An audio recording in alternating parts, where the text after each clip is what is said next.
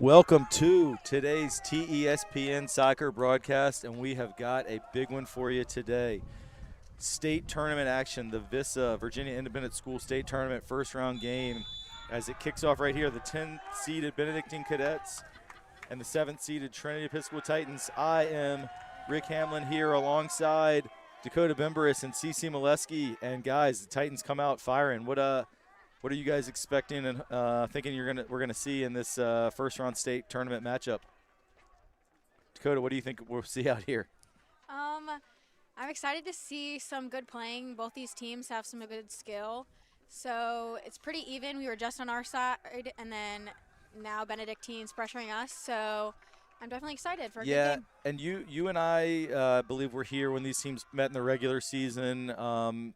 It did ultimately end in a 4-0 Titan win, but it was a very close game until the last 15 minutes or so.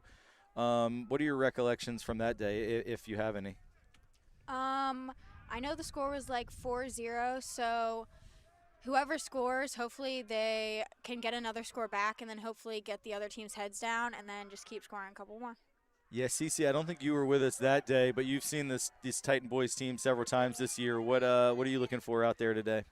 Just keeping the intensity high throughout the whole game and just staying calm under pressure, not letting the stakes of this game get in their head and just really playing the game that they're so good at. Yeah, for sure. And let's give some props to the Cadets here, because when these two teams met about a month ago, Benedictine was not even in the top 12 for the state rankings. And even after that 4-0 loss, they've really recovered nicely. They've had some excellent results recently. They beat St. Christopher's, the number 4 team in the state, as Griffin Wright blasted just wide.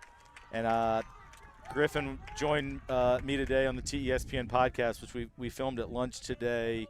Folks should be able to see that probably early next week. And I predicted Griffin would get a goal, and he almost made it come true in the first 2 minutes. But just was saying how Benedictine really, to their credit, turned their season around with a big win over St. Christopher's, who's a really strong team. They tied Woodbury Forest, who's number 3 in the state, so that was a great result for them.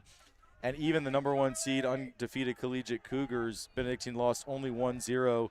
And that Collegiate team has put up big score lines against a lot of quality opponents. So Coach Daniel Gill, the coach for the Cadets, I give him a lot of credit for turning the season around and getting these guys to a state tournament.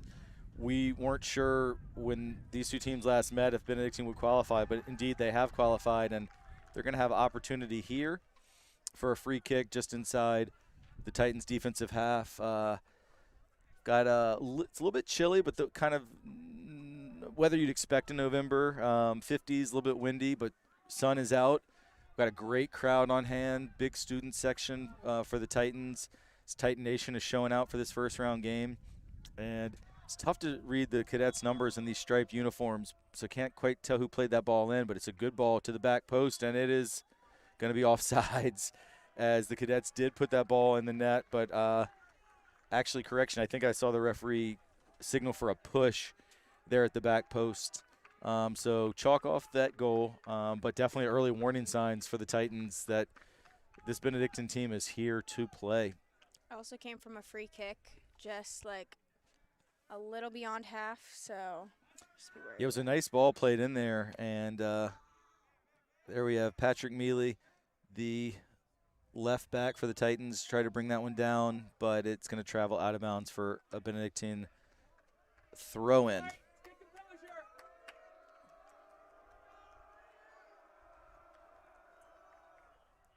And it's a big throw that center back JT Morris has to come over and handle.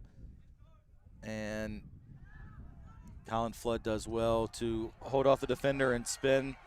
Flood looking extra fast today. Got a real burst. That's a good-looking switch over to Grant Riddle, but nice job by the Cadets to step in. And expecting a physical contest for sure. Ben Marks there did nicely for Benedictine to win the ball, and now the Cadets look to progress forward. Charlie Kemp steps in, and you can definitely just feel the nervous energy from both sides in this, early going of a state tournament game. And of course, there was no state tournament last year with COVID, and several of these Titan players did get an opportunity as that ball is kept in. Nicely done by the Cadets. Oh, good shot. And that's off the top bar. Follow is going to be offside. Wow, another bullet dodge there as the Cadets have got to feel a little bit hard done by with 5 minutes in. They put the ball into the back of the net twice, and yet neither has counted. First, the push on the set piece, and that time the player was offsides on the rebound. So the Titans didn't already have the full attention on this Cadet team. They need to, because Benedictine has started very well. But, yeah, some of these players played 2 years ago in the state tournament. They defeated Woodbury Forest and then lost in the quarterfinals to Cape Henry. But a lot of these guys haven't had that playing experience, so this will be a new – and then Benedictine, I don't think they've made the state tournament for at least 5 years or so. So I don't believe any of their players have ever played in a high school state game. As Charlie Kemp, beautiful anticipation, but he lost his footing. And just the pace of this game is so much more quick and frenetic than really, I think, anything we've seen all season. I mean, the intensity level is just through the roof. Quinn Slaybaugh is dispossessed by number 6, Jacob Rose. And that's a nice move by, looks like, number 16, Anthony Gambardella. Progresses it forward.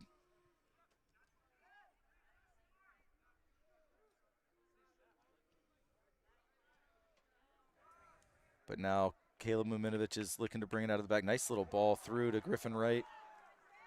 And Griffin finds the feet of Colin Flood, always a great option in that attacking role. Oh, that's a nice ball. He found Quinn Slaybaugh.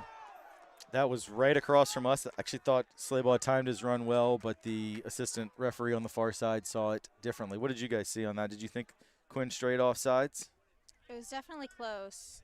I personally thought he was onside, but I agree with Dakota. I thought it was obviously close, but I thought he was on too. Yeah, and we certainly try not to question the officials' calls, as they generally have a better view, but that one we arguably had a better view because we were right on line with it, and we have the advantage of being up a little bit higher. So having said that, I mean, Quinn still had a lot to do, and ultimately, I don't think it cost a goal because he had it tackled away, but that was a great idea from Colin Flood. And offsides have been crucial in this game. Yeah, seriously. That one on the Cadets a few minutes ago, definitely we were nowhere close to being able to comment on, but for sure a break for the Titans. Nice left-footed little chip through to Slaybaugh. Can he turn the corner here? He does with a nice step over. Looks for Muminovich, but it's intercepted. But now Charlie Kemp intercepts it back. He's going to put a shot on frame that will trickle out, and Cadet keeper was able to just keep that in and prevent a corner kick. And I'm pretty positive that when these teams met last time that the Titans did score off a corner kick. So that's something that Benedictine is not going to want to give them away if they can help it. That seemed to be a strength for the Titans throughout the season, off corner kicks, really taking advantage of those opportunities. Yeah, they've scored a bunch in games that we've been to. Flood places them well. Yeah, Colin Flood does a really nice job playing those corners in, and I think that's something as the season progressed that they added, because early in the year, a lot of times Hayes Shepard took them, and Hayes did a good job, but I think that Flood's corners are really on point. So we'll see at some point. Hopefully we'll get one, but that hasn't happened yet. So nearly 9 minutes in, no score yet. That's a nice ball by Mealy to Muminovich to right, and now they look to switch the point of attack and look to go out wide to Grant Riddle, but was a little bit behind him. I guess you guys obviously know a lot of these players. I think this is probably about as healthy as the team has been. I mean, they've only played, I think, one game in the last 2 weeks. It's been it was 15 days ago they had their senior day against Veritas when we went to Charlottesville for that UVA game, and then they've only played once since then, so it should be fresh legs. Are there any injuries that y'all are aware of? I am not aware of any. Yeah, I think everybody's pretty much healthy, and that gives Coach Phillips some real options as Quinn Slaybaugh puts a left-footed shot in just wide, but that was a really clever ball by Caleb Muminovich as his body was facing back towards his own goal, but he was able to flick it over, and Quinn got a shot that went just a little bit wide. But Titans' first 5 minutes were kind of rough. Now as we hit the 10-minute mark, I'd say the last 5, they're starting to establish themselves a bit better. Nice job by Griffin Wright winning that one out of the air, and Muminovich brings it down and looks to carry it forward. But a good job there by number 7, Colin Pinotti, dispossessing. And now the Cadets will look for the big throw from Nathan Howerton. I think if I recall from previous game, he can throw it like 40 yards in the air. So we'll see if they take advantage of that. He doesn't go quite as far this time, and the ball did travel in and then back out, so it'll turn back over to the Titans. That wind caught it a little bit. It's pretty breezy out here. And the winner of this game will get an opportunity to move on and play Monday at the number 2 seed Cape Henry Collegiate down in Virginia Beach. Usually pretty windy down there, coming off the ocean and the bay, so this is good preparation for what I feel like every time we ever play at Cape Henry or Catholic High School or anywhere in Virginia Beach, you usually get a windy day. So they're going to be hopefully get acclimated, whoever is able to come out of this one victorious. Another big ball in over the top of the Titan defense. It's still alive, and now it will trickle out for a goal kick. All right, so about 11 and a half minutes in. Cece, what are some things that you're noticing thus far in the early going? I think it's a little sloppy in the back, just getting the ball out of the back. I mean, obviously as the game's gone on, they've had more chances up the field, but like staying calm and connected in the back and not just kind of kicking into the other team, I think is going to be huge in this game. Yeah, big goal kick goes across midfield, and this middle third of the field is, I think, where both teams are trying to establish just a little bit of control. That's a great job by Quinn Slaybaugh to use his physicality and steal that ball and gets it out to Grant Riddle, who is very pacey out on the right side. Riddle is going to earn the first corner kick of the game. So we mentioned this a few minutes ago, and you even hear the Titan fans getting excited because they know that this team has scored a bunch off of corner kicks this year, and this will be the first opportunity today. And as you all look around, I mean, it's a heck of a crowd out here on a Friday afternoon. And these Titan fans are looking for an opportunity to explode. And here is the aforementioned Colin Flood. Going to play it in. Plays it low. Pops out to Charlie Kemp at the top of the box. Good block there by, I believe, Josh Gleberman. Again, a little tough to tell these cadet numbers with the hooped uniforms. Oh, golly. Got the cadet student section is sort of settled beneath us, so we're going to apologize in advance for any comments that you might hear from those fellas. Always good-natured fun in this rivalry. As that ball is flicked on by Colin Flood. And he'll go out for another Titan header.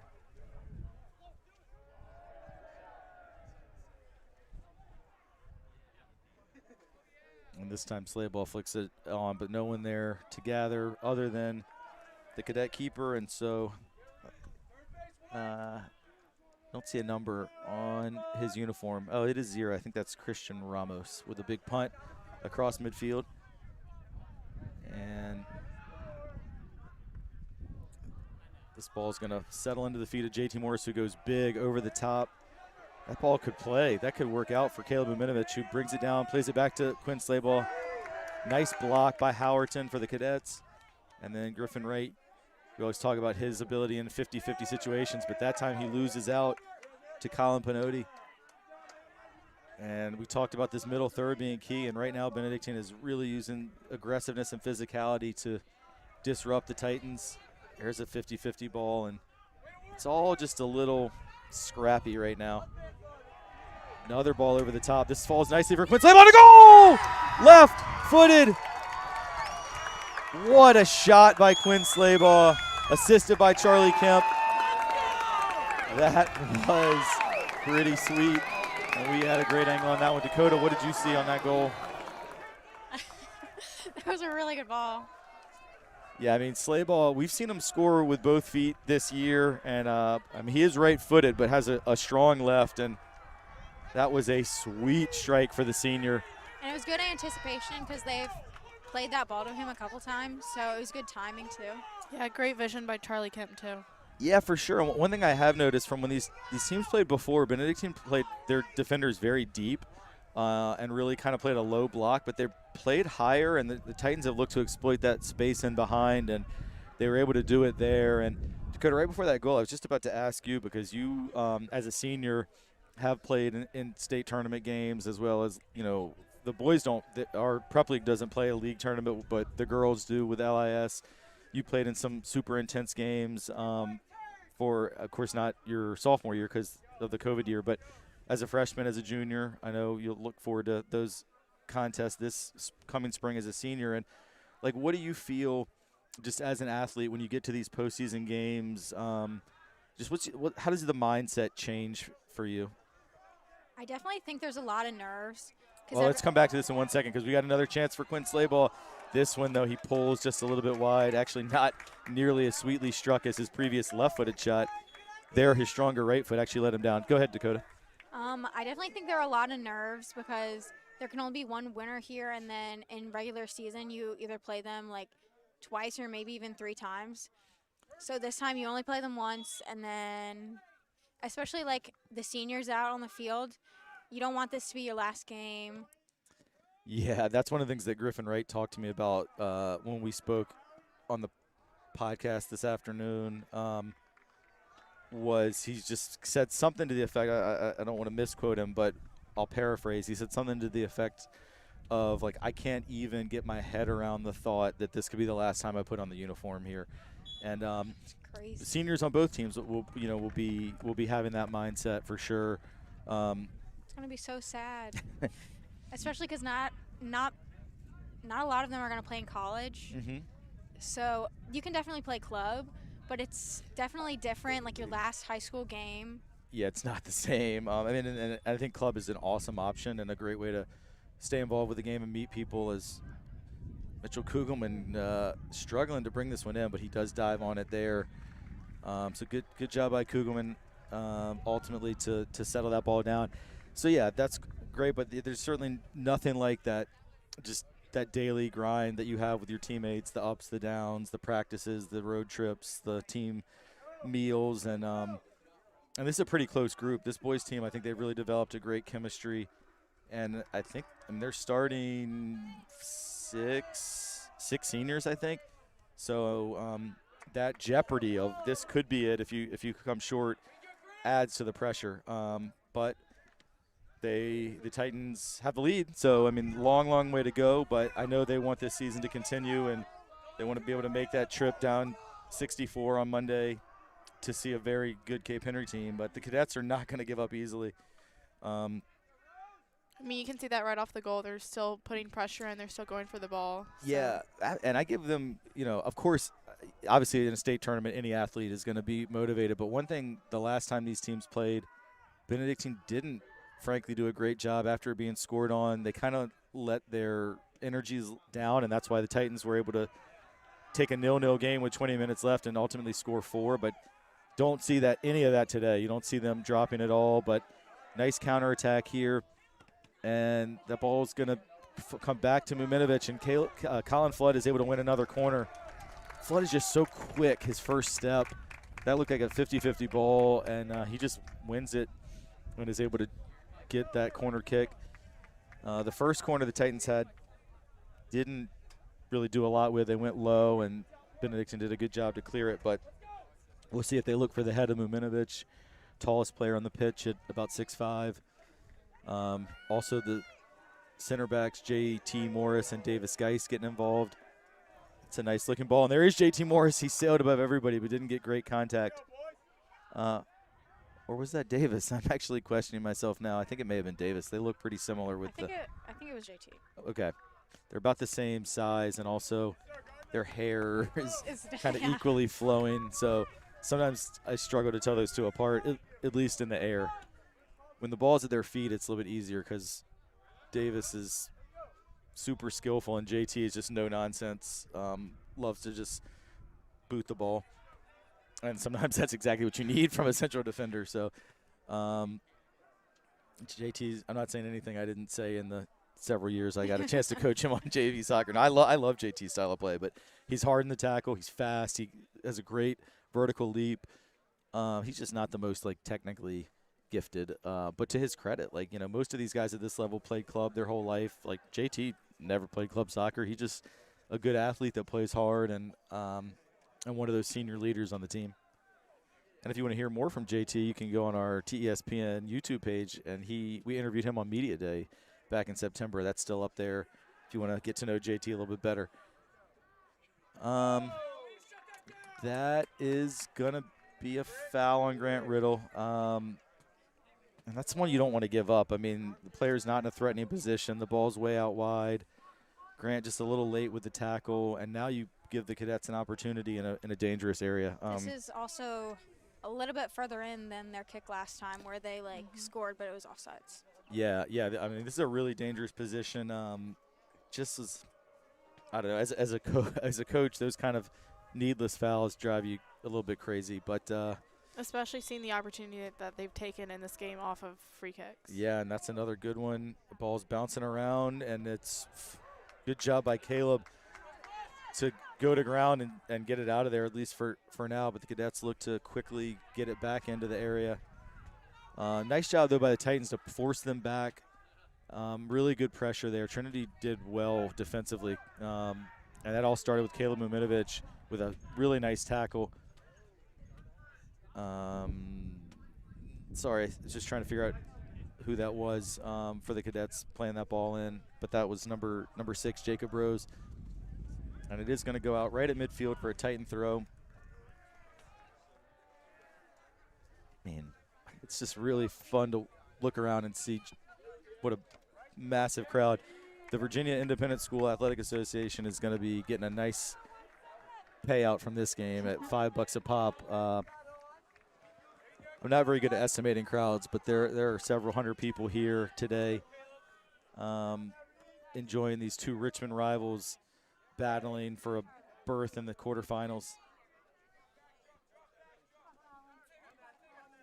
Flood to Muminovic, back to Flood. That's a combination we've gotten used to seeing all season, the two club teammates connecting well. But a good tackle there by Howerton. Charlie Kemp goes down, and that's a clean tackle by Josh Gleiberman. And now JT Morris does lose possession. Davis Guy settles it down, and the wind caught that one. The wind is kind of blowing towards us, away from the far sideline and toward where we and the fans are stationed, because that ball got in the air and just really took off on them.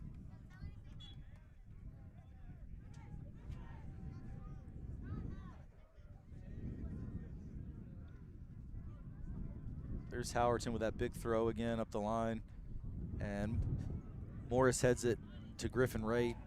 Griffin's motor is just tremendous in the middle. Oh, that's a really nice ball by Caleb. And now Flood gives it back to him, and he looks for the switch. That's another nice ball. Really impressed early on with Caleb Muminovic here. He's played really well, although Grant Riddle didn't end up getting on the end of it. Grant could have been a little more aggressive there, I think. But speaking of aggressive, Liam Smith putting a lot of pressure. There's Grant Riddle with a tackle. That's what we're looking for from Grant. And now he's going to use those wheels to get around the outside defender. He's still going, and it's going to be a goal kick. That was close, kind of came off both at the end. But I think that's one of those where if it's kind of unsure, they usually give the goal kick. Because you give a corner wrongly, that's going to potentially lead to a goal. But good.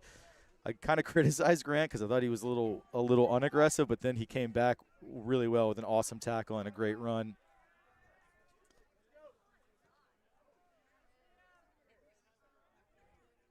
Ooh, Charlie Kemp's going to go in the book here, and I mean, that was just late and high. It's not a good tackle by Kemp. He caught the Cadet player there right around the waistline, I think. Not 100% sure where the cleat made contact with, but nowhere you would want it to make contact with. Looks like maybe the thigh, which all things considered could have been worse. And that was Jacob Rose. No, okay, never mind. That was Jack Miller. This roster has me He's a little going out. confused, but Subbing. Miller is going to go out for a minute, and any Benedictine fans who are watching, I got to apologize. I've been getting some players' names wrong because they have numbers, but then they have jersey numbers, and so they have numbers on each side. So I apologize. We've gotten a few names incorrect, but that was Jack Miller, who I should have remembered because when these teams met about a month ago, Miller was a very impactful player in the game. So he's gonna get a little treatment, and that's a good ball played in by Reed Miller. And Right around the same spot as their first free kick of the game. yeah, they've I mean, those set pieces have been dangerous. I mean, really, Trinity, of course, fouls are going to happen, but, like, you want to be careful here because I think the best opportunities the Cadets have all been off of set pieces, and you don't want to give those away if you can help it. Patrick Mealy goes big, tries to clear it out. And this one's going to roll. It's actually going to stay in play. Liam Smith was hoping it would go out, but he does well to turn it around and find Quinn Slaybaugh.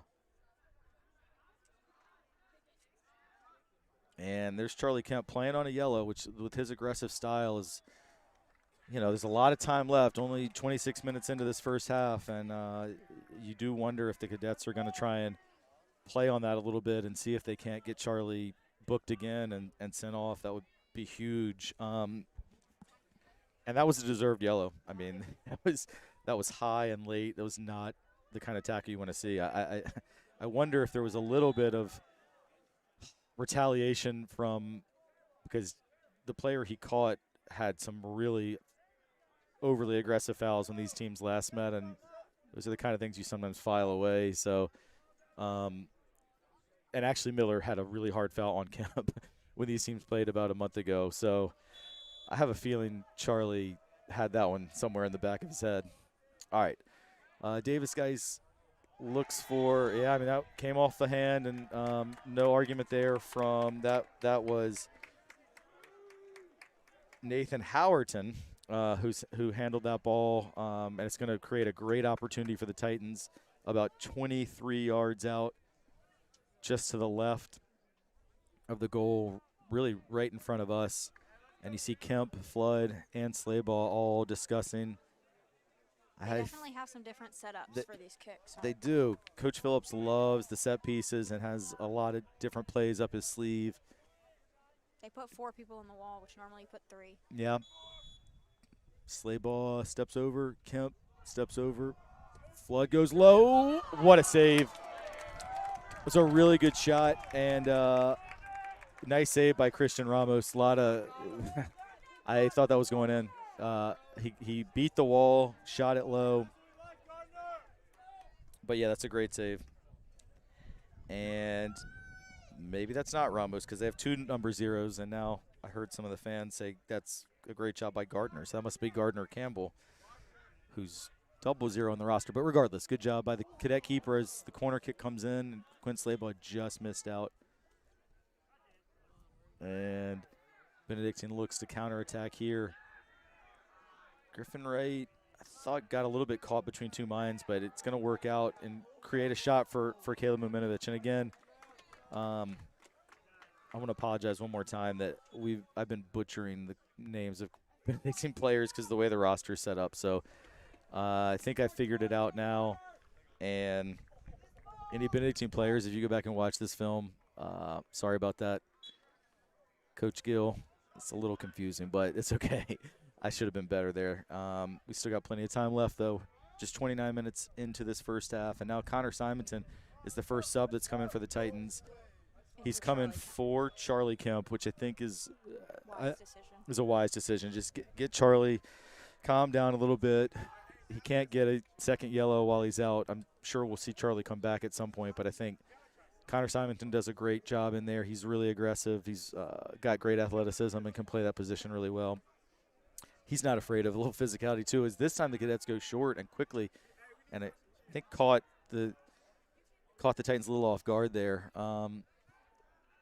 That's a good-looking ball out wide from Ben Marks, but good job by the Titans drawing the offside trap.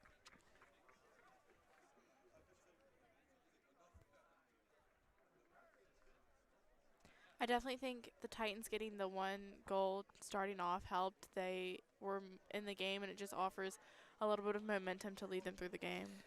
Yeah, you definitely can settle down a little bit just with that lead, and I think they have. I think they've played better just in terms of just playing good soccer and connecting passes since the goal, and have created a couple other good opportunities. The best one being Flood's free kick that the keeper Gardner Campbell made a great save. Here's another chance, and oh wow, good looking cross by Caleb Minovich, but Benedictine does well, and now Connor Simonton, I think with his first touch of the game, plays it back to JT Morris. Nice left-footed ball to Davis Geis. Good to see JT using his left foot there, which he didn't used to be able to do, so he's just come a long way. Love to see it. But now here's a chance for a counter.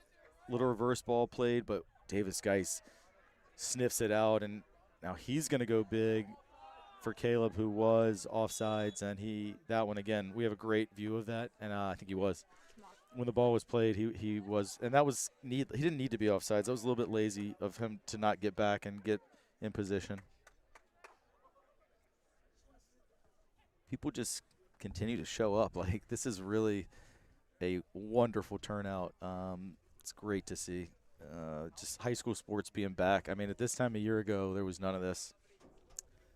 Yeah, definitely missed like the energy from the crowd when we were playing last season. Yeah, for sure. I mean, we finally got some pretty good crowds the last few games in the spring, but hopefully we'll pray that this we can continue. And I mean, I'm hoping this winter that basketball can have full crowds again. Certainly when these two schools playing basketball, there's nothing really like it in the Richmond area in terms of atmosphere and yeah, I mean, for folks who may be neutrals who are just joining, who may not know, I mean, these two schools have a really great rivalry. One of the best in Richmond. Very different schools in a lot of ways. Benedictine all boys, military school, Trinity Episcopal co-ed.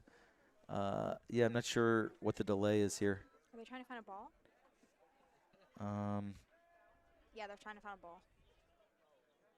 That's odd. You would have thought the balls would have been checked before the game. Yeah. That's usually a thing that the refs do. But, okay, so a little delay. But, yeah, I was just saying. So, I mean, these schools are so different. But a lot of Trinity people have friends at Benedictine and vice versa. And but when they compete, it's definitely a game that both really want to win. I mean, let's say this wasn't a state tournament game. And let's say these hundreds of people, none of them were here. If it's just these 22 guys on the field, they would want to beat each other just as badly as they do with everything that's on the line. So, I don't know. Just as a fan of high school sports, as someone who's played and coached and now broadcasting, like, I love it, man. This is just what it's about is these rivalries and these kids just competing at the highest level, putting their heart and soul into it. And you see that from both teams out here today. So I'm still a little confused what the delay is. I mean, I guess they're pumping these balls up, but, like, again, I mean, that's something the officials always are going to check before a game, particularly We a also have state tournament whole- game. We have a whole bag of game balls. Yeah. And we have nets, so I don't know where the ball could have gone. Yeah, I mean, there's not right there. I think we have at least 5 game balls. Well, but yeah, this delay, I guess, gives us a little bit of a chance to just while they're getting it straight, recap what we've seen so far. I mean, the great goal by Slayball, but what are other things that have jumped out to you guys? Trinity has given away a couple free kicks. that have been dangerous. And also, what has worked well for Trinity is getting the midfield up and supporting the forwards in the attack. Like when Charlie passed it to Quinn, that was them being connected. Sometimes they're disconnected, and then we cross in, and there's no one in the front.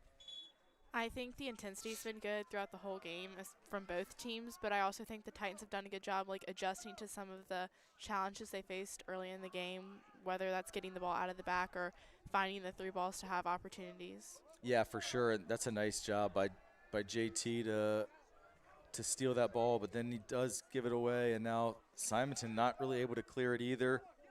Another big tackle from JT, and now Davis Geis plays it out to touchline, and no messing around. So a lot of time, who knows, maybe this game will end 1-0. I kind of doubt it, but you never know in soccer. But I would say that the first goal from the Titans was a beautiful goal. Beautiful chip Definitely. by Charlie Kemp. Incredible shot by Quinn Slaybaugh. But my prediction would be that there will probably be like a scrappy goal in this game. Like not necessarily beautiful, like a follow or just some player just through effort, just sheer effort, like winning the 50-50 ball and then scoring. And I say that just because it's the kind of game, like the patterns of play, I don't think either team has connected more than 4 passes in a row this entire game. So it's going to just be who kind of wants it more. And in some ways, I mean, that's kind of what the game Benedictine might want, just because I think that Trinity's a little more technical. But I think that the style of play so far, it does benefit the Cadets a bit. Now, having said that, the scoreboard benefits the Titans for now, and these guys can score in a lot of different ways. But that's a late tackle on Quinn Slaybaugh that is going to not produce a card. It is going to produce a bit of a lecture to Reed Miller. Going back to what you said about the scrappy goal, I mean, even Benedictine's goals that were called offsides, you saw that follow up for at least one of the goals that they had. Yeah, I mean, they were both, balls kind of bouncing around, and just I don't see this being a time where one team connects 10 straight passes and just breaks down the other team's defense with 1 and 2 touch passing, and and then finally it ends with a goal. It just doesn't feel like that kind of a game. Especially with teams who like have played each other, who know like basically the strengths and weaknesses of each other, and the fact that it's a state game. So it's definitely going to be scrappy. Everyone wants to win, and the intensity is high. So. Yeah, for sure. Good job there by Griffin Wright. That's a subtle thing, but he did really well to just use his body to get back goal side. And, yeah, I mean, the ball, it's bouncing around.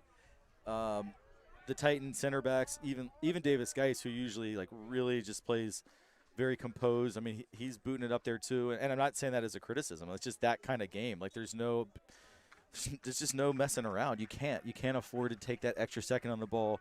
Everyone's going into every challenge full speed. For the spectators, this is the kind of game that, I mean, if you're a true soccer aficionado, you might not love, but I guarantee most of these people here just want to see action, and you're seeing a lot of that. And that's a really, really nice flick, and great job by Connor Simonson to steal that ball. And there's another foul. Once again, Quinn Slaybaugh brought to ground. Different Benedictine player, though. Yeah, it was. I can't identify his number from here, but I also didn't think that foul. It was a foul, I think, but not nearly as hard as the previous one, which easily could have been a card. That was a tough ball for Slaybaugh to handle. And Griffin Wright, how many interceptions does Griffin already have today? A bunch. Colin Flood, we haven't seen the ball on Flood's feet in a long time. I mean, the Cadets have done a nice job of just kind of cutting off service to Flood. Flood was open there. I thought Patrick Neely could have just played a nice square ball to him, but he tried to go up the line, and he mishit it. And he mishit it right in front of the Benedictine students, which they're going to make sure he knows about. There's a big throw in. Good directional header. Yeah, by Noah Pappas, and now a good switch of play. And here comes, it looks like Reed Miller attacking Liam Smith. And Smith with a good clean tackle, but it will go out for a corner for the Cadets. And this is the kind of game that in a lot of ways I think Liam Smith can shine in. Now, the ball hasn't been over in his area a ton, but he's a very aggressive player really strong with his tackles, and he will not back down from that physicality. I'm also pretty sure that he knows a lot of these Benedictine players. He went to St. Bridget for middle school, where a lot of those, a lot of those guys end up here at Benedictine. So, and for really most of these players, they're going to know guys on each team, which just adds to the drama of it all. All right, corner kicks played in. JT Morris gets there first, and then Griffin Wright. Look at Griffin sprint out of there. I mean, Griffin is already at midfield. He just touched the ball in the box and just beat everybody out of there. Oh, that's a good-looking ball by Flood. Can Slaybaugh get to it? It's well read by the keeper, Campbell. Gardner Campbell did well to come out of his box, anticipate that through ball from Flood, and clear it to safety. But now it's back on the feet of Flood. And he plays it to Mealy, who didn't play it to him a minute ago. This time Mealy gets it right with that left-footed ball. That's what he was trying to do before, but he gets Muminovic, but that's a good steal. But then Fannin, we haven't mentioned Jack Fannin yet, but he came in about 5 minutes ago out here on this left wing. Fannin came in for Grant Riddle. Oh, nice ball by JT Morris. Flood's going to have a go from distance and wasn't too far off. He has great power and contact on all of his shots so far. Yeah, if you had to make a wager if Colin Flood would get a goal today, I'd probably lean toward yes, just based on, even though he hasn't seen the ball a ton, but when he has had a chance, his shots have been really close. And I just think he plays at just a little bit of a different pace from everybody else out here when he has the ball on his feet. He just has an acceleration and a speed of play that is a little bit higher. Both teams wanted that throw in, but the officials are going to give it to the Titans right at midfield. And Muminovic, nice cushion header, and they go right through the back of Flood there. That foul by Jack Miller, who's back onto the field, and he's not afraid of low contact. And, I mean, again, as a coach, I hate fouls like that. Flood, his back is to the direction he wants to go. He's not going to hurt you. If anything, he's just going to try and play it back. Now they've got a free kick from a dangerous position. It's just an undisciplined play to just barge right through the guy. Certainly, Flood's happy to go down there. I mean, you give him an opportunity, but those fouls will put gray hairs on your head. Oh, nice job by Simonton, but I think it's going to be offside. Not sure which Titan it was, but the Cadets did well to hold a line there, and that is halftime. Wow, I thought we were playing 45-minute halves, but it is just 40s. So that halftime whistle came a little sooner than I was anticipating.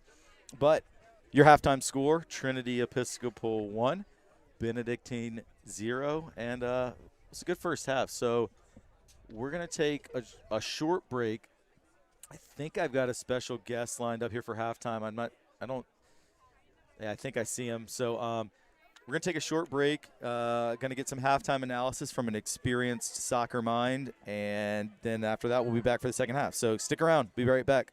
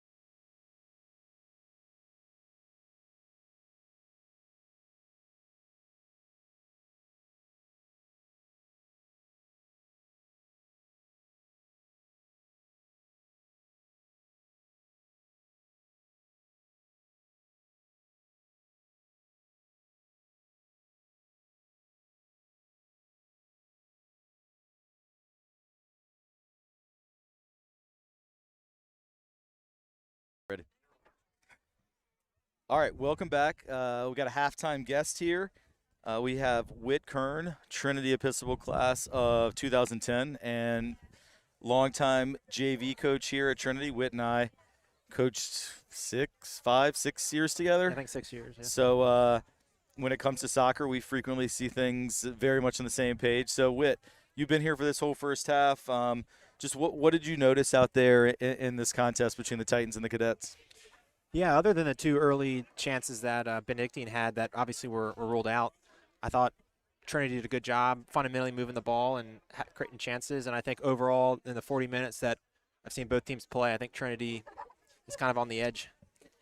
Yeah, so one thing that really stood out to me was just the overall just scrappiness of the game. I mean, neither team has been able to establish a whole lot of possession, 2-3 passes, and then there's usually some sort of 50-50 ball.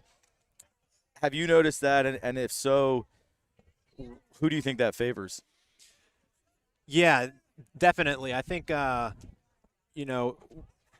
think it's really going to come down to fitness with both teams. And, knowing Coach Phillips and the rigors that he puts his team through in preseason, it'll be tough to see what happens at the end of the 80 minutes. But, it could go either way, I think. Yeah, and so for you you still play soccer, in the adult leagues and things like that, but you played in these games. You played in Trinity Benedictine games. I think in your era, Benedictine had some pretty strong teams. Yep. So you sort of know just from a rivalry standpoint what it entails, and just kind of what are your recollections about these rivalry games, and also just maybe talk about what it means to play in games like this. Yeah. Benedictine, from what I remember and from my playing days, and of course during coaching and seeing this game as well, every game has always been a physical battle. I think Benedictine is a physical school in all their sports, and I think that carries over to the soccer field as well. And so I know for Trinity, they have to come prepared for that. And so you have to go toe-to-toe with them for the whole time and be prepared for those physical battles. And so while you might not be wanting to play that sort of game, you're going to have to step up and do that. Yeah, and I think they have. I mean, I really think neither team has shied away from the challenges. We've seen, it seems to me, an above-average number of fouls in this first half, based on other Titan games I've seen this year. There have been quite a few free kicks, mostly in the middle third, a couple on the edge of the box, but how do you feel like the Titans are withstanding to that physical challenge that clearly the Cadets are throwing at them? I think they've done a great job, especially on the defensive third of the field when they are able to win the ball back. They're able to create some passes and get the ball in the offensive third. And if there is a turnover, Benedictine doesn't really seem to try and retain possession and build something. They try and clear it as fast as possible. So in moments of the game in the first half, they seem a little flustered. Yeah, so if the Cadets are going to score and try and even this thing up, where would you see that goal coming from? And then after that, also maybe where do you see a potential second goal if the Titans were going to get one? Yeah, I've been really impressed with Colin Flood in the middle. He's been everywhere, creating offensively. I've also really been impressed with Griffin, who we both coached. He's full of energy, always looking to press and retain the ball and win it back. I think middle of the park is always a very important battleground on the soccer field. So I think if they can get the ball and win it and get it to Colin's feet, he's going to make something happen. Yeah, and I mean, I assume you haven't been watching our internet stream since you're at the game, but it's funny because that's exactly what we've been talking about, how when the ball is on Flood's feet, good things seem to happen, and he just seems to be playing at his quickness and speed of play on the ball is just a little bit different level than a lot of other guys out here. And then also we've talked about Griffin, right? Just motor, just winning so many 50-50 balls and breaking up the play when the Cadets have looked to come forward. And, for me, that they've been probably the two key players in the half, although we got to mention Quinn Slayball's goal, that strike, left-footed volley. What did you see on that one? That was just a peach of a ball to him, and I don't know if he's left-footed or not, He's but not. what a strike that was. He's not. He does well with both feet, but it is because not too long after that had a right-footed opportunity that he kind of fluffed his lines. Yeah. But that left-footed one was pure. Unsavable. We had an incredible angle here for it, as you know, like just directly behind him, and as soon as that left his foot, we were calling it as a goal. So just one last question for you, as halftime is quickly approaching its end, and Titans are coming back up onto the field. Actually, I'm going to make it two quick questions. I'm going to save the one that I said was going to be last because something just occurred to me that since your time coaching here, since this is the first fall that this has been the game field, just you know, obviously I've seen this field for years, and every once in a while we got to practice on it in the old days. But what do you notice about this new field that the Titans have moved up to here, right in the heart of the campus? It's funny you asked that. I was just talking to Jeffrey about that and been really impressed with just the whole atmosphere, the condition of the field as well this late into the season. I always loved coming up here to practice and play on this field. It seems it's always in immaculate condition.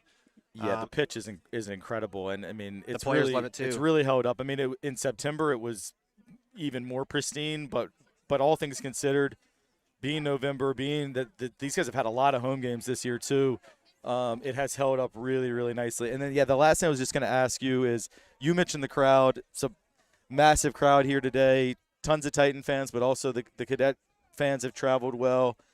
We got parents, we got alums, we got students from both sides. Just for you, now a little over a decade removed from high school sports, how much do you miss this? Every day I miss it. Obviously I still play, but we don't get the crowds that normally show up to these sorts of games, but it's certainly going to drive the players on. I mean, when you're playing in front of a crowd like this, that's going to give you that extra bit of energy. Yeah, no doubt. And that's one thing. If one thing we know, and I know from talking to these guys, is a lot of times the players enjoy going back and watching our streams after the fact. So any Trinity player who might watch this over the weekend, I want you to hear what Whit just said. I reiterate it, just to really savor these moments, because it's really special to play in games like this. And hopefully we'll have some more. We need to take care of business here in the second half to have the opportunity to move on. But thank you so much for Whit Kern joining us. Great to see Whit out here. Great player here, great coach here. And I guess we'll get our student broadcasters back up here. But thanks a lot, Whit. Great to see you, man. And hopefully we'll maybe get a chance to be in the Final Four and see each other at City Stadium next weekend. Absolutely. Thank you for the opportunity. Go Titans. All right, thanks, Whit. See you soon as the second half is underway and Trinity comes out strong. A good ball played in there by Grant Riddle to the head of Caleb Uminovich, and a good save there. But the Titans definitely coming out ready to go early. All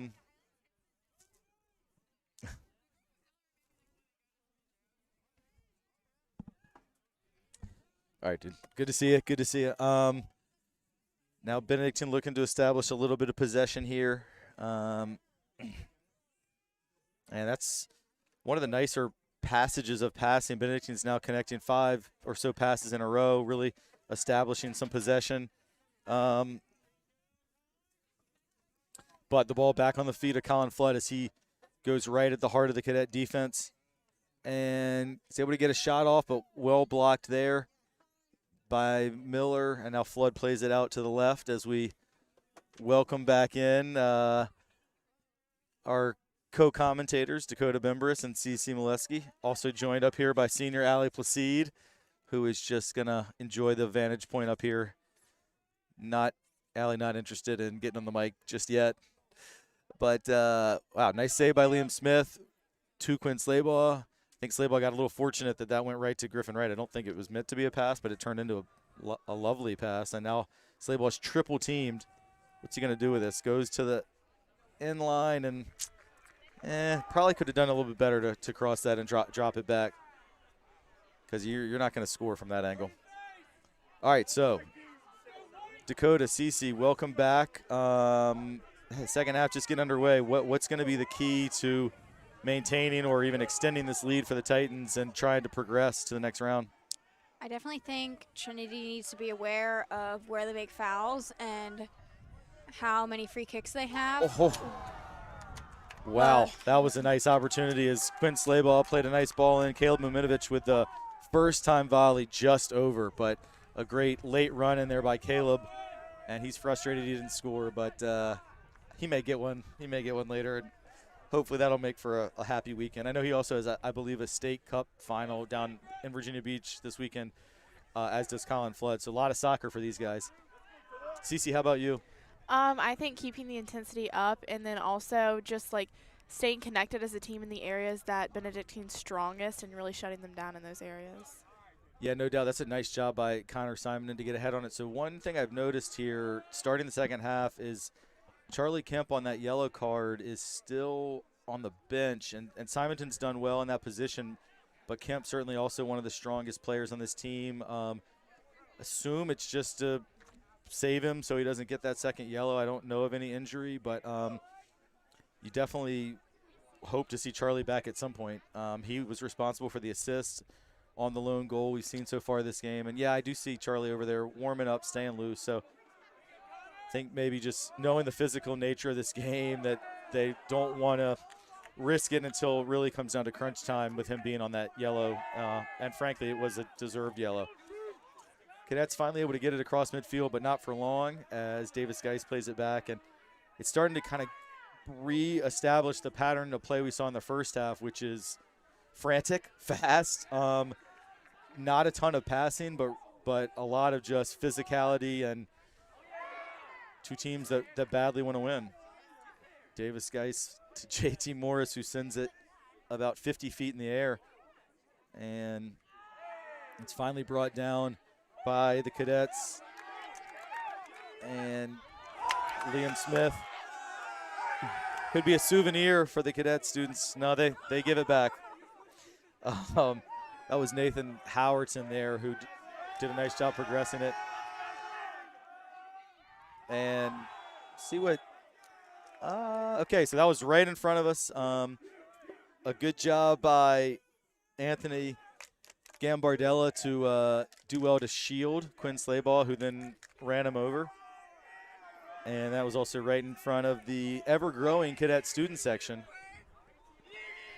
I know Benedictine, as we speak, has a home football game going on, so I think my guess is that maybe the football game reached halftime, and a lot of these, I'm pretty sure they were favored to win by a lot, so maybe it's a blowout, and a lot of their fans have made the trip across the river. And this is a dangerous position as Reed Miller prepares to take the free kick. And he puts it on frame. Mitchell Kugelman with the save. Good job by Mitchell there. He hasn't been tested a ton, but he did well. And he actually really great distribution out to Patrick Mealy, whose pass is intercepted. Patrick will get another opportunity, and it does go out of bounds, ultimately off the Titans.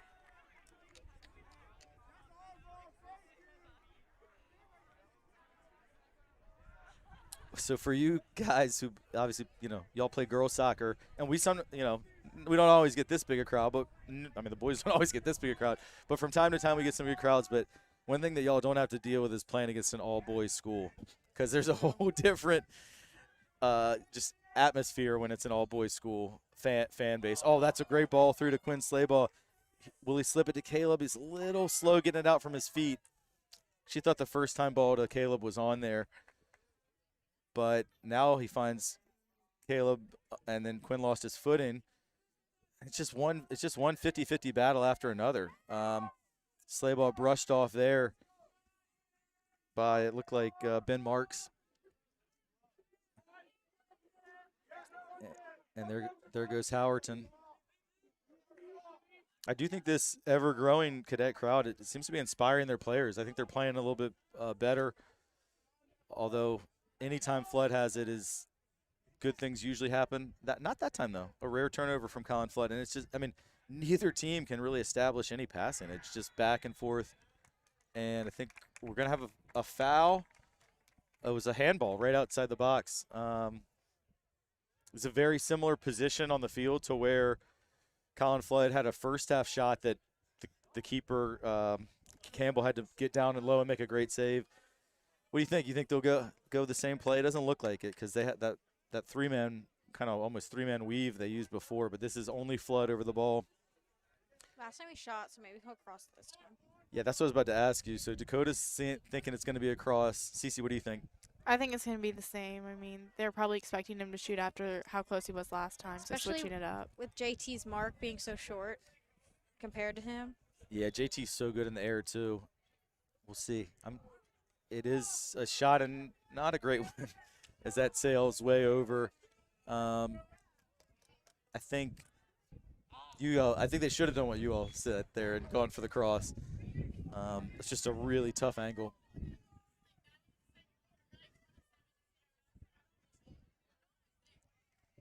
Wind picking up again. I'm sure if you're watching at home, you can hear that wind coming in through our microphones. And the Cadets did just make a sub, trying to keep those fresh legs. One of the things that Witt talked about at halftime was fitness would be a big key in this game. And we actually, if you watched our field hockey broadcast yesterday, we had some players cramping up. So sometimes these cooler temperatures, you don't hydrate as much because you don't think about it, and cramping can be a factor. It can be misleading. It can definitely be misleading.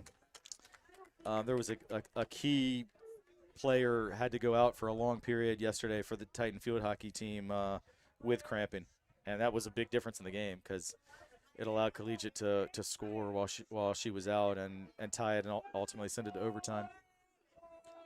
All right, could be a big throw coming in here, and it does. The throw comes into the box. JT Morris heads it for another 50-50 ball, and Colin Flood wins it, and he makes a great pass to Quincy, but first time up to Muminovic, and it gets by the defender. Caleb is in on goal, and he saved as the keeper got a foot to it.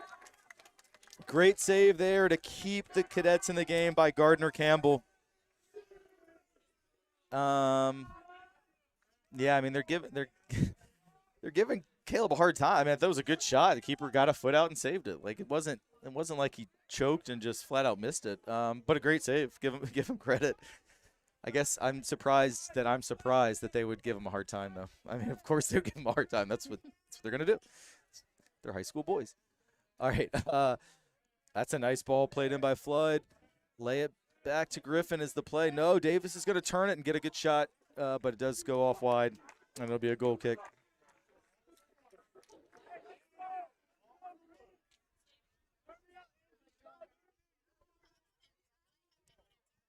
We have just crossed the 10-minute mark in the second half, so half an hour to go here. Titans clinging to this 1-0 lead.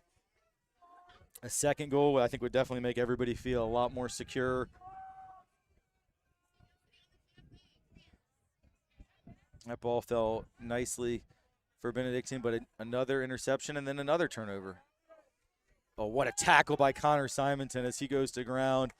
Absolutely clean, perfectly timed, and that's a great-looking ball from Quinn Slayball out to Grant Riddle on the left. Riddle lays it off for Flood, but well read. And Ben Marks is able to get it cleared away, at least for now. JT Morris is tripped up. And it'll be a free kick just inside of midfield for the Titans.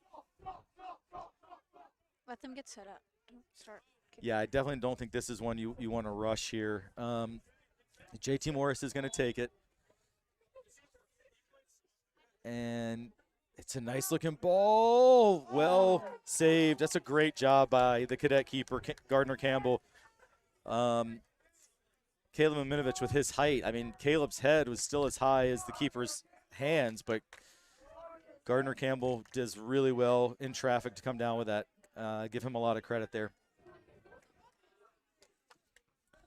Griffin Wright takes one right to the midsection. But it turns into a nice pass to Colin Flood, who's triple teamed. But they can't take it off his feet. He got out of that triple team. What a switch. What a ball out to Quinn Slayball. And Quinn looking at the far post for Caleb.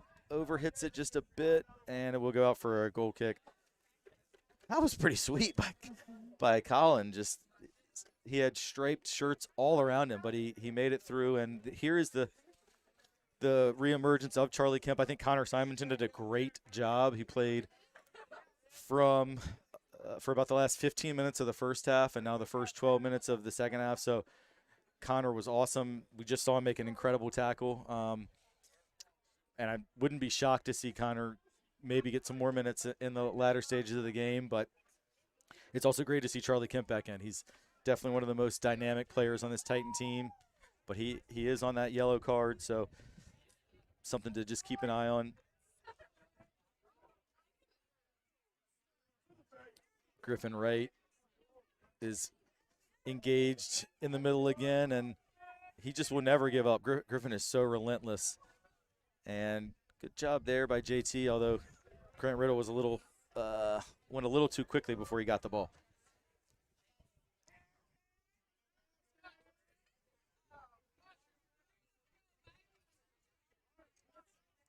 All right, Cadets trying to possess it a little bit here. Haven't done that too much today, but then they go long toward the corner. I think this should trickle out as Davis Geis sees it out for a goal kick. Cece, for you, I know you've played different positions for club and school and stuff, but you've certainly played some center back. Do you feel like, is it too early if you're taking the goal kick like JT is here? Is it too early to like take a little extra time, or you think maybe it's a chance to just run a few extra seconds off the clock with the lead?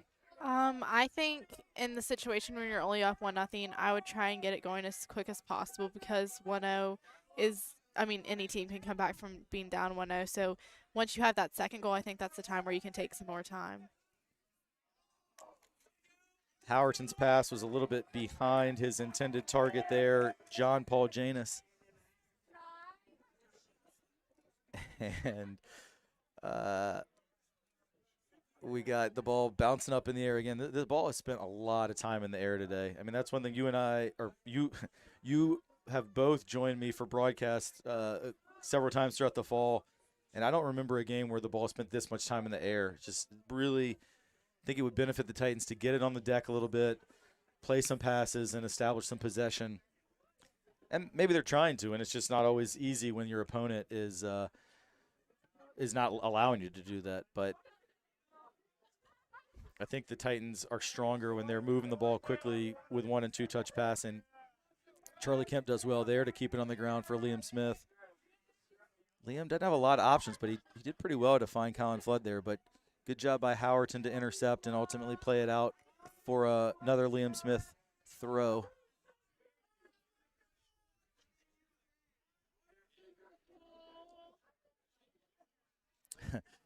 All right, this ball falls nicely for Quinn Slaybaugh.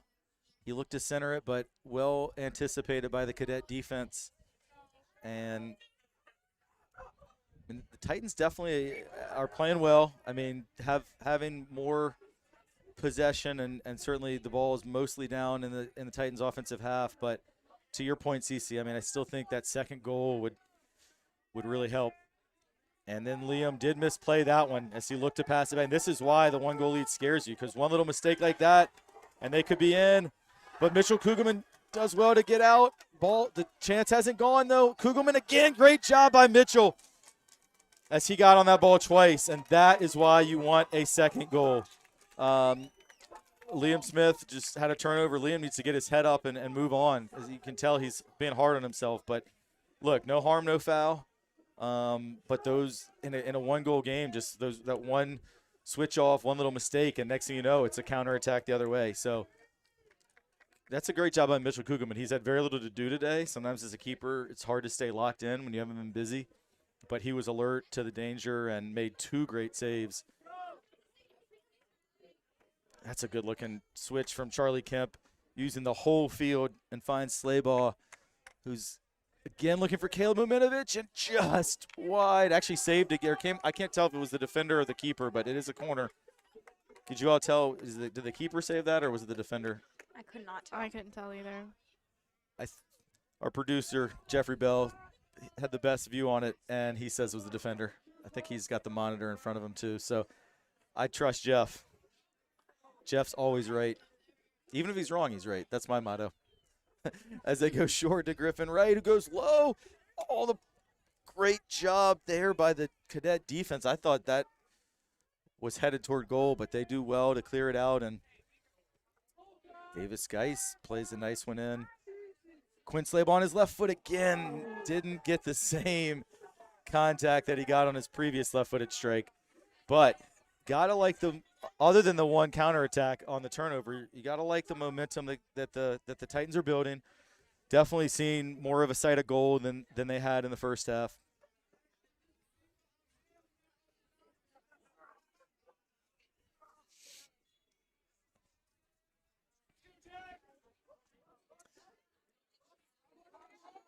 Charlie Kemp gets ahead to the goal kick, and Liam Smith not messing around this time as Liam goes forward. Lovely ball out to Quinn Slaybaugh.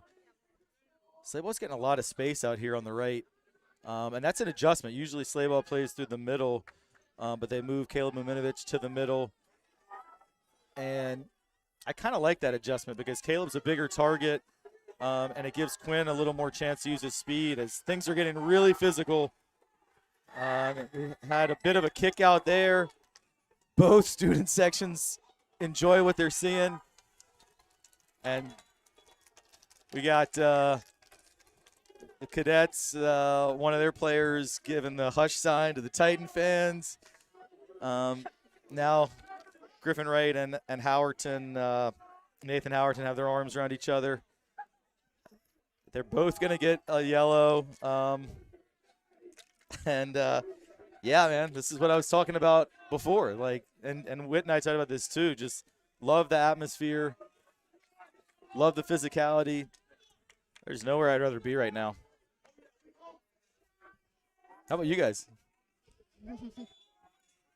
Yeah.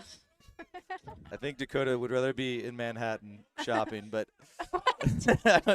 Why? didn't you say you want to move to Manhattan someday? I thought I remember you Oh, saying that. yeah, well, But not this day. not this day. All right, here we go. JT Morris was able to head that out, and now, I mean, as if the intensity couldn't ramp up anymore, we now have, I mean, just the crowd is fully engaged.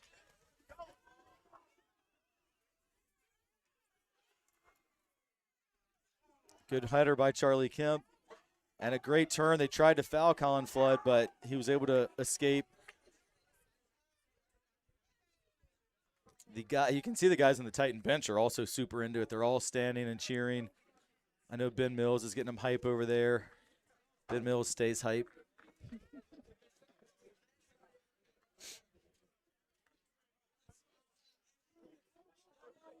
Nice throw down to the corner to Jack Fannin, but it's just that little bit of a hill down in that corner, and I think the ball caught the hill and took on a little too much momentum for Fannin to collect it. All right, we just passed the midway point of the second half.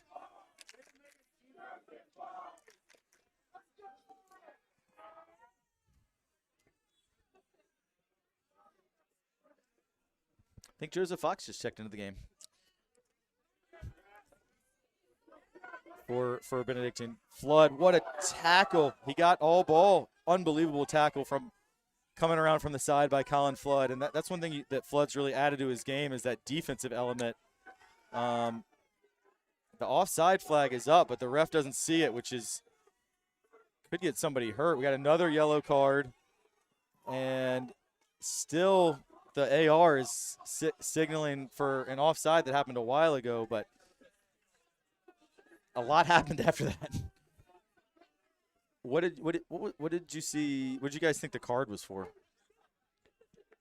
It wasn't Caleb because Caleb's was more towards the box, so I didn't really see it. Anything that was card. And Colin dribbled that way, but I don't think he was fouled. Yeah, it might have just been. I think maybe after Colin got tackled, there may have been a little bit of a kick out. Like the ball went away. I think the player may have kind of kicked out at him, and this is going to be interesting here. So they do go with the offside that happened a good 30 seconds before. I think that's a case for why at the highest levels they use headsets so the refs can talk to each other, because the center official just had no idea that his AR had put the flag up, and a lot happened after that. We had 2 or 3 big tackles. We had a yellow card. I'm curious if I'm Coach Daniel Gill here. I'm wondering. I mean, does that yellow card still count? Like everything that happened after the offside really shouldn't have, but. Because he thought up there was a foul, then he gave the yellow card. Yeah. Wrong. What? But I think the yellow is going to stand, and I'm not 100% sure who got the yellow, but we'll see if we can figure that out. In the meantime, that ball is played into the box. Davis Geis, nice composure, but Jack Fannin not as well composed as he kind of mishit that ball. It came off his plant foot. And here comes I another definitely throw. think Go ahead. I definitely think as this game's like, or in the recent minutes, like it's gotten a little bit more frantic, kind of similar to how it was in the beginning, just with probably the commotion on the sidelines too, building that up. Yeah, absolutely. It's so frantic right now. It's just, I mean, in some ways you love it because it's just going to be like who wants it more, and it's going to just come down to effort. It's going to be a hard game to officiate because they're just going to be fouling each other. And But especially with the miscommunication, that can definitely rattle a team too. Yeah, for sure. And this is where I would like to see the Titans just, again, take a little bit of the sting out of the game, get the ball on the deck, try and possess. You still have the lead. You're at home. You're, probably a slightly more skillful team. And that's not to take anything away from Benedictine. I mean, I think they're a super hard-working team. They don't play that sort of possession style, but they do look to counterattack, and here's the chance.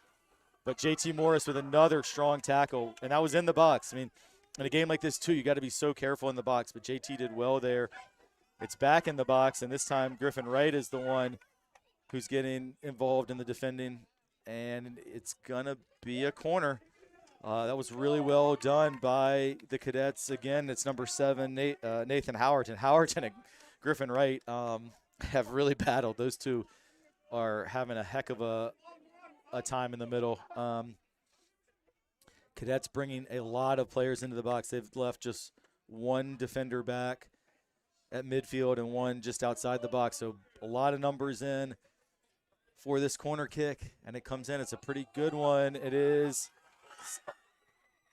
nailed into the goal. It is a goal. I believe ultimately it was I believe it was Ben Marks. Was it or Anthony Gambardella?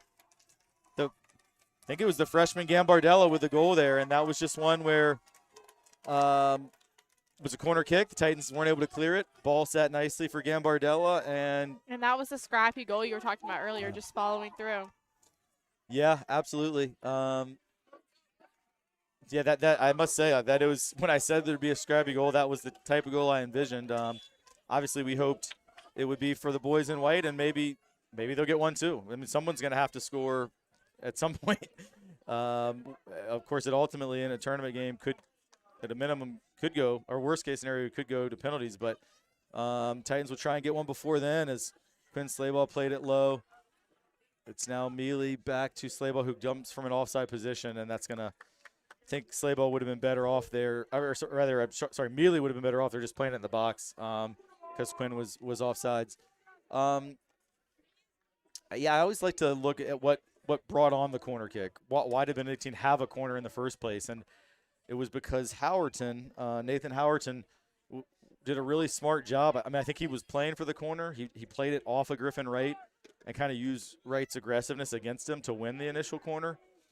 And then Gambardelli was unmarked. And certainly from the reaction that you saw from these cadet students and the team, they were very excited.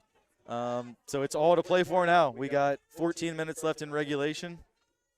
If no one scores, we could be looking at possibly extra time and maybe beyond. Charlie Kemp plays it on there to Colin Flood, who's going to look to reverse his field. And Flood over to Smith. And this is kind of what I was looking for, the Titans to just try and just play some good soccer and try and connect some passes. But the Cadets are not making it easy on them for sure. Yeah, I mean, that's props to the Cadets. Like, they didn't give up. They Yep. kept the intensity high throughout the whole game, and they got the goal. Yeah, for sure. I mean, and we, I thought that's how it was likely to come. Something like a set piece. You all said that as well. That's where they were most dangerous. Haven't created a ton from open play, other than the one counterattack that really was from a tight miscue. But teams, that's an effective way to play. And Coach Gill has these guys well drilled. to defend and look to counter and look to score on set pieces, and that has kept them in this game. And I think the Titans also maybe ruined some of those good chances that they didn't convert on. But still, I like the maturity of this Trinity team. This team has all year battled. They've been in a lot of games. They've come from behind. So if there's a team that I trust to, I'm not making any predictions or certainly any guarantees, but I still believe that this Titan team has a great chance to find a way to win because they've been doing it all season. In the final regular season game at Stab that last week that they really needed to earn this home game, they were down 2-1 at halftime, came back for a 4-3 win, and there have been several others I'll mention in a minute. As that ball comes in, looking for Davis Geis. It's still alive. Geis, great effort. It's still up in the air. Now Muminovic is looking to keep it alive, and it ultimately travels out for a goal kick. A lot of action there, but yeah. The Titans were down 3-2 to St. Chris going to the last minute of the game, and they were able to tie that one. As looks like Caleb is cramping up a little bit, and we talked about that could happen. And another one that Cece, I think it was it you and I that were here for that John Paul the Great game when Titans got down 2-0 and came back and won 5-3. Yeah. So they've had a good track record. Not that they're behind, but just in tight games of continuing to battle. Yeah. And so I don't think they're going to get their heads down after that. Caleb Muminovic has had a very good game, so it's a shame. He's definitely going to have to come off here at least temporarily with these cramps. And hopefully won't be off for too long. Got Coach Banworth out there stretching him out a little bit. It's also opportunity for these guys to get a little hydration, which I think is they'd be well advised to do right now. Don't want to see anybody else affected with the cramping.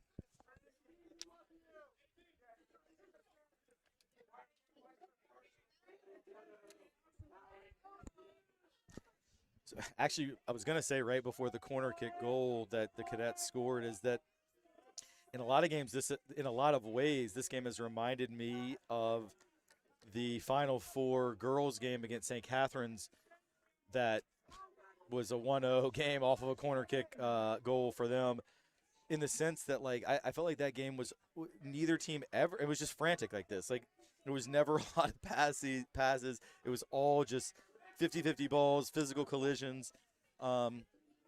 Unfortunately for you guys and for us on the girls' side, it was ultimately a corner kick that was, I think, a similar goal to that one. Early in the game, too. Yeah, that one was early in the game, but – as this was a little later, but it has that feel, and sometimes you get that in games like this where the heart is racing and players are not. That's a little dangerous because Griffin Wright's also on a yellow, and an intentional handball could. I mean, I don't think that was, but he's got to be careful too. I've seen handballs. I mean, I've seen yellow cards given for handballs like that. So, Especially for how aggressive he plays too. Yeah. So both defensive center mids for the Titans are both on a yellow.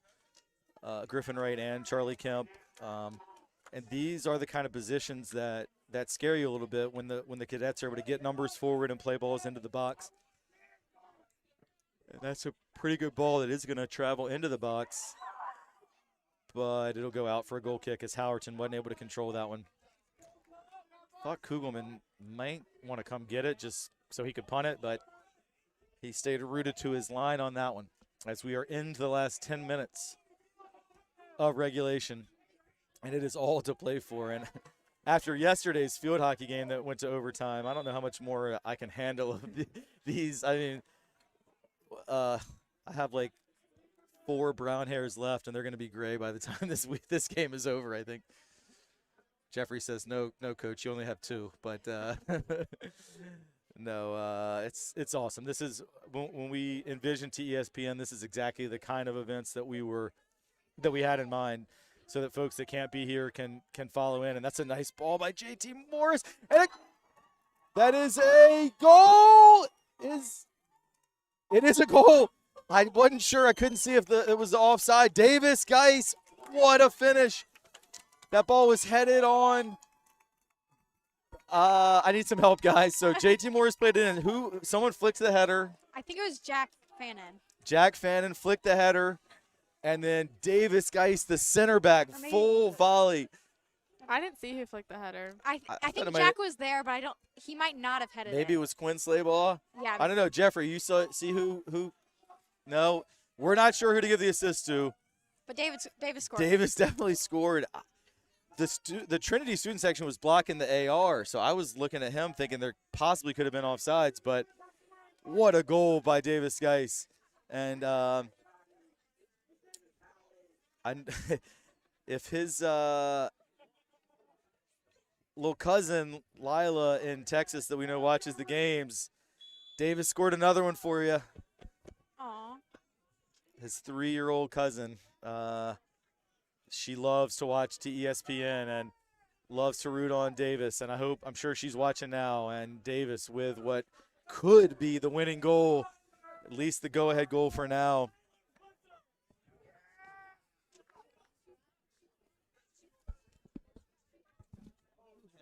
Who the assist was? I couldn't tell you. I just kept looking at that.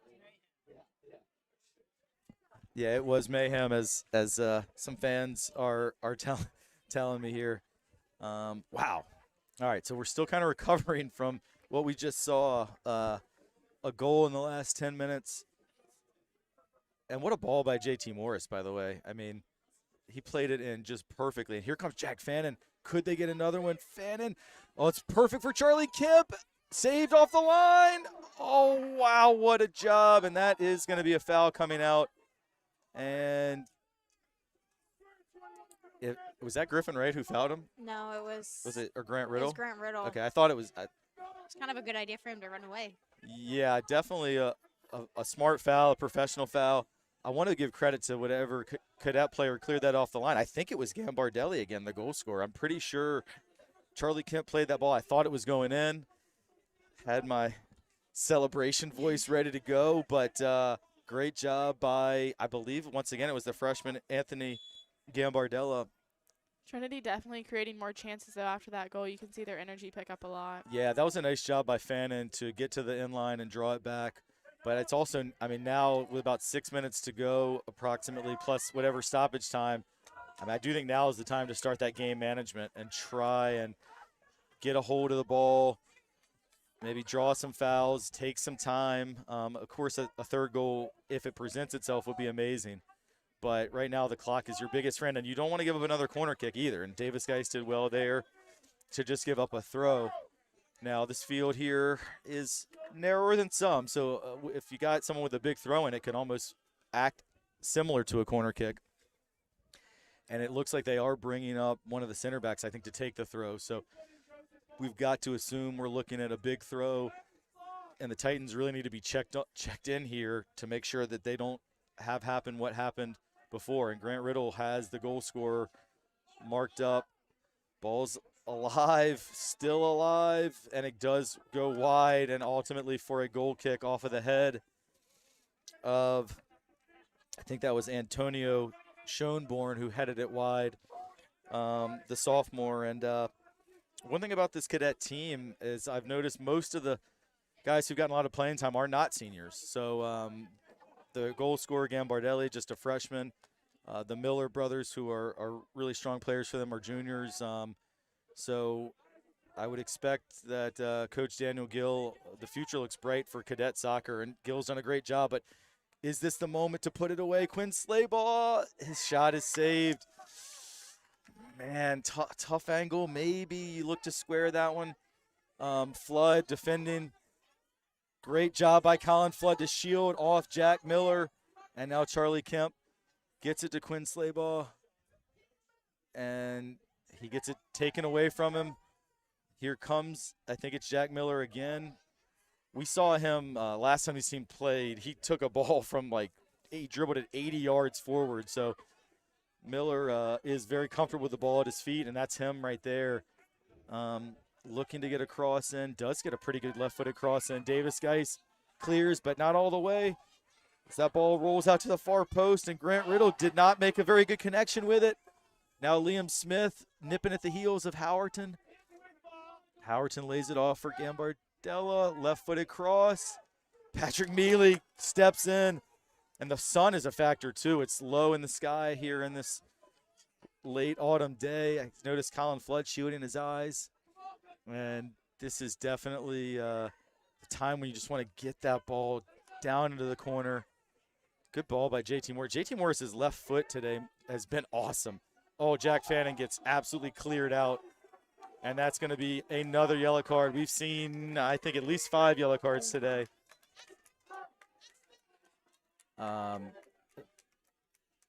Griffin Wright and Charlie Kemp for the Titans, and I think 3 cadets have yellow cards as well.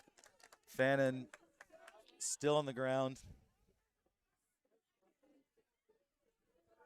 And less than 3 minutes to go, but there may be a bit of stoppage time here. There have been few breaks. I think that they stopped the scoreboard clock for the Muminovich cramp, so that won't tack on. But even right now for Fannin, so probably realistically about 5 minutes to play once they get the ball back in. And if I were the Titans here, I would keep at least 4, maybe 5 players back, and then really just try and get the ball into the corner, win a throw in, take some time, win a corner kick if you can, take some time. I asked you earlier, CC, about if you get a goal kick. Now I think it's definitely the point where, a third goal would be nice, but priority has got to be the clock. Yeah, I definitely think at this point you would stall a little bit. Fannon's still down. Hopefully he is going to be okay. That was a really hard challenge for sure. And one thing we haven't really even talked about is if you're the Titans, if you're able to hang on here, you get to play again on Monday against a really strong opponent in Cape Henry. And also I know for sure at least Colin Flood and Caleb Muminovich have a big game Sunday. They have a state cup final against Beach FC, I think. So they'll be going down to Virginia Beach Sunday and then again Monday. And you got to think some of those Beach players probably play for Cape Henry. So it's a lot of soccer on these guys' legs. It's kind of no wonder that Caleb may be cramped up. I mean, I think he played a couple games last weekend, I think, as his FC team was able to make it to the state cup final. So Fannin has been replaced by Connor Simonton. And the goal scorer, Davis Geis, looks for a big switch to Grant Riddle. And Grant is trying to take it to the corner here, but now he crosses it in. I don't know. I'd rather just see him peel back out, because now the Cadets have the opportunity to get numbers forward. And good header there by Charlie Kemp, and another. Colin Flood fighting so hard in the middle. Another great tackle by Flood. What a tackle. All ball. And now it's to Flood's feet. Watch out here as he gets not fouled. They say clean tackle there by Miller. Right back on him. And now those two are battling. And now Flood back on Miller. And this is going to be a foul. And if you're the Titans, you got to just drop and get back here. Miller stayed down a little bit. And these are the kind of positions, even though it's still at midfield, that just scare you a little bit, because it's these kind of balls that the Cadets can play into the box, and now they're going to get a bunch of guys forward. And, I mean, they've been dangerous on almost all set plays they've had, so. Yeah, absolutely. Crowd for both sides getting involved. Titans appear to be man marking. Hold that line. JT Morris skies up, but it falls nicely. Great tackle by Colin Flood again. Let me tell you, I predicted Colin Flood would score today. He hasn't, but I don't know if I've ever seen him defend the way he has today. So many key tackles by Flood, showing he can do it offensively and defensively. Official looked at his watch. Now to the feet of Flood. He finds Quinn Slayball out wide.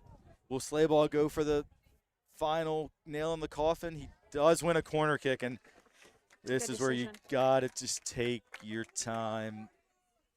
I see Davis Geis and JT Morris going up. I would not send them up right here. Especially both of them. No, I mean, clearly, unlike Cece, who always asks permission to come forward on corner kicks, JT and Davis do not ask permission. They just go. 2-1 game, just minutes away from clinching a state tournament win, and they've gone up. And Well, they do have four. They have 4 people back. They do, but they don't have the center backs back. Coach Phillips, if you're watching this, I would like to see JT stay back, but it's okay because he scored. All right, actually, Davis Geis scored. What do I know about soccer? Davis Geis puts the nail in the coffin. Of course you bring him up. That's why you bring your center backs up, just like I was saying. Unbelievable. Davis Geis, the center back, scores his 2nd goal of the game. That man refused to lose, and these Titans are going to take a trip down to Virginia Beach on the back of Davis Geis. What a goal. Yes, that was awesome. And the Titan fans, big student section is serenading the cadets with some telling them goodbye. That was pretty cool. So Cape Henry, here we come. And now I just want to get out of here with no injuries. Colin Flood's going to have a chance potentially to score, as I did predict he would do. Simonton looks for Flood, left foot for Flood, but the keeper does make another save. He's had a bunch of good saves today, Gardner Campbell, rather. Charlie Kemp, definitely don't want to get that 2nd yellow now, and then you wouldn't be able to play on Monday if you got a red. Cadets, that's a nice ball in. That's a really good ball, but there's Davis Geis again. And now Liam Smith. Big ball. Perfect ball. Quinn Slaybaugh times his run. Quinn, what's going to be his final home game, is going to look to finish it. And he does! 4-1! Ball game. Wow. What a finish by Quinn Slaybaugh. Left-footed again. 2 goals for Slaybaugh. 2 goals for Geis. Liam Smith with an incredible assist from the right back position.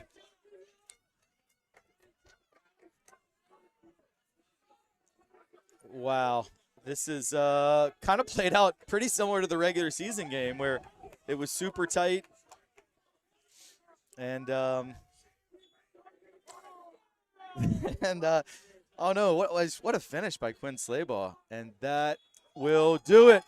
4-1 final. It was definitely closer than the final score will indicate, as this game went into the last 10 minutes tied up. But Davis Geis with 2 goals, both off of set pieces. Quinn Slaybaugh with I already said nail in coffin, but that was another nail. And nice to see Griffin Wright and Nathan Howerton, who battled all game, hugging it out, showing a lot of respect for each other. And Titans are moving on to the quarterfinals. All right, guys, so in a minute I want to talk about the quarterfinal game. But before we do, let's talk about what you saw it here and just what are your keys to victory. And then I'd love to get a man of the match from each of you. Dakota, as the senior, why don't you go first? I really liked the aggressiveness of both teams. Both teams fought for it, even at the end. I know we scored the last 2 pretty quickly at the end there, but Benedictine was still fighting, still giving us a hard time. And congrats to Trinity for the win. And my player of the game, probably Davis. 2 goals from center back. I know you would go out for a corner, but that's still impressive. To be fair, JT's the one I didn't want to go up. Okay, true. Honestly, But I didn't want either one of them to go up, but what do I know? yeah, You can remind me that this spring, if we have a 1-goal lead. got it. Well, usually I don't go up and I get in trouble for that. Right, but exactly. And then, Cece, how about you? Keys to the win and any man of the match that you want to give? I think both teams just playing through like all the challenges they faced through the game, like regardless of score, Benedictine didn't give up, and even the tie that was probably hard to face as Titans, they didn't give up and they continued to fight. The player of the game that I would shout out is Colin Flood. I mean, he had a lot of influence on the defensive and attacking side and like played a crucial role in the last 10 minutes to get those goals that sealed the game. Yeah, I mean, Colin is the playmaker for this team. He leads the team in assists. I don't have the stats in front of me, but I would have to think he's probably second in goals behind Quinn, but maybe even, I mean, Colin scored a ton too. He might even be first. But today it was mostly his role making tackles in a game that we talked about was so physical. I think those are both great shouts. And obviously Quinn scoring an absolute wonder goal in the first half. Like, couldn't have struck it sweeter. And then the final goal with virtually the final kick of the ball, he's got to get a big mention as well. And, yeah, for me, I think we talked about it the whole time. It was not a beautiful game in the sense of, like, pretty attractive soccer with great passing and skill. But it was beautiful if you love aggressive physical play, and I do. So to me, it was a beautiful game. I loved this game. I agree. I give a lot of credit to Benedictine. They were a much better team than the team we saw here earlier this season. I think that was early October when we saw them here. So in about a month or so, they've made great strides to improve, and they played awesome, and they're really well coached. I really like what Coach Gill is doing with their program. And just huge credit to the Titans. When Benedictine evened it, I talked about how I know that this Titan team is so competitive. And Coach Phillips even told me, like, we're not always pretty, but these guys never give up. They're super gritty. They find a way to win. And he was proven right again. That's exactly what happened. So we are now getting some shouts from the students, which is nice to see. But great student section from both sides today. Really just was awesome. And actually, that's going to be my final thought on this one before I move on and talk about what's to come is and again, like, for any players on either team who are watching this, and if you stick around for my post-game comments, like, and not just soccer players, anyone watching this, like, this is what it's all about. This is high school sports. Two teams who went full out 100%. They wanted it. No one acted like, I'm just too cool for this. No, like, they threw everything they could physically, mentally, emotionally. One team had to win, one team had to lose. And obviously, as Titans, we're super excited that we did win, and ultimately I think did deserve it. But I also tip my cap to Benedictine because they made it really hard. They played an awesome game and gave a great fight. So, for man of the match, there's some really great candidates, but I'm going to go with Dakota's choice as well. I'm going with Davis Geis. I mean, 2 goals from the center back position, including the go-ahead goal, and he was just really solid in the back, playing his position, making headers out. So I agree, Colin was awesome, Quinn as well. But if I was forced to only pick one, I'm going to go with Davis. Maybe I can bring in the chain for him on Monday that we use for the girls team. All right, now the season continues. Monday at Cape Henry Collegiate, the number 2 seed. They have had an incredible season. They have, I believe, won the state championship. I think they did 2 years ago when it was most recently contested. Either that or 3. They either won it 2 years ago or 3 years ago, but they've definitely won it in recent years. It's a really good program. They'll obviously be resting. Probably they're watching this game. And so they'll have the home field advantage. I mean, the Titans are going to definitely be in the underdog role. We haven't seen Cape Henry, but I'm almost positive they're very skilled. They're very fast. They're very well coached. They have a really strong program. They won their conference. But not knowing everything about them, but just what do you guys think it's going to take to continue to progress on and get to the next round? Definitely collecting a little more passes.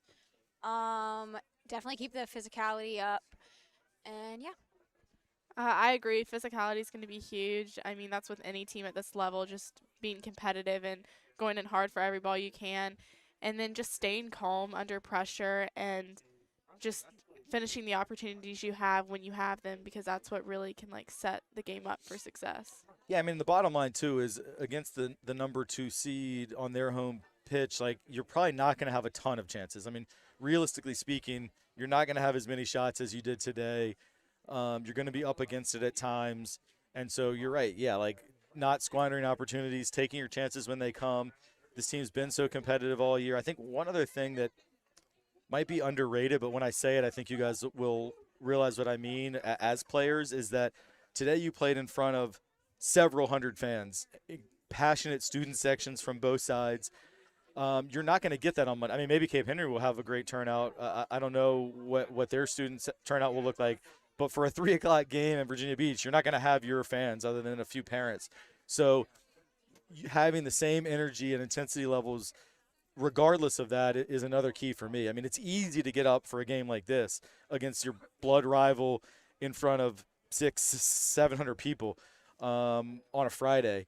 But on a Monday, going 2 hours on a bus and you don't have that support, do you have the ability to dig deep and get that energy level up is going to be huge, I think, as well. All right, any final thoughts from you guys? I don't think so. All right, well, one more thing is I'm super excited about is that I am going to be heading down as well to broadcast that game with my godbrother, who is the announcer at Cape Henry. And he's also the dean of students there. He's also the girls' basketball coach there. So my bro, Greg, we're coming. We're going to be announcing it together. This is going to be either a train wreck or amazing. I'm not sure which yet, but I'm really excited. Coop, can't wait to see you. Julie, Mary, RC, Leah, can't wait to see you guys on Monday. So we're coming down from Richmond, 8:04, coming to the 757. And for Titan fans, it'll be through Cape Henry stream. We'll put it on our socials, how you can get it. But if you're not able to make the trip down to Virginia Beach, we will be there, and you'll hear the familiar voice on the mic along with my godbrother from New Jersey, whose voice sounds like someone who from New Jersey would sound. So I can't wait for that, though. I'm really, really excited. And we will tune in then. And then as far as the next ESPN broadcast, it should hopefully be Tuesday for state field hockey. Don't have that confirmed yet, but I think our next broadcast, Jeff, should be hopefully Tuesday. We'll have a field hockey game. If we're able to host, I think we'll be on that. So tune in for that as well. And that should be the last word. So final score, Trinity Episcopal 4, Benedictine Cadets 1, Titans march on, and we'll see you next time